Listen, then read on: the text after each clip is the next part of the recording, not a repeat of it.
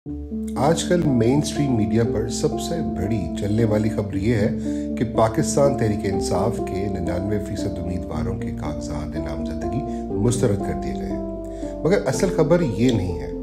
असल खबर ये है कि उम्मीदवारों के कागजात मुस्तरद करने वालों को अवाम मुस्तरद कर चुकी है।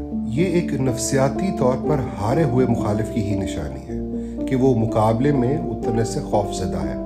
ताकत, सरकारी मशीनरी, मीडिया समेत हर चीज़ कब्जे में होने के बावजूद अपने मुखालिफ का बल्ला छीना, इसके उम्मीदवारों के कागजात छीने और अब मुस्तरद करवा रहा है। मगर फिर भी खौफजदा है। काम पे टांग रही हैं। मगर ये मुखालिफ बाअसूल होता तो शिकस्त तस्लीम कर लेता।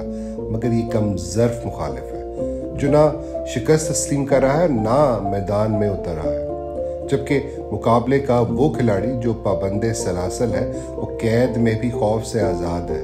वो सलाखों के पीछे बैठकर भी मैदान से भाग नहीं रहा। उसके उम्मीदवार चाहे मर्द हो या 60-70 साल माएँ, वो मुकाबला कर रही हैं। क्योंकि उनका मकसद ताकत या इक़्तिदार नहीं, उनका मकसद जालिम के सामने हक की सदा बुलंद करना है। उनका मकसद हुसैनियत को जिंदा रखना है। और तारीख गवाह है, जब जब जुल्म का मुकाबला हुसैनियत से हुआ है, जालिम चाहे वक्ती जीत हासिल कर भी ले, मगर ता क़यामत तक की तारीख में हमेशा रुसवा ही रहा है। इसका मुकद्दर शिकस्त ही रहा है। लफ्ज़ मुस्तरद का असल हकदार वही रहा है।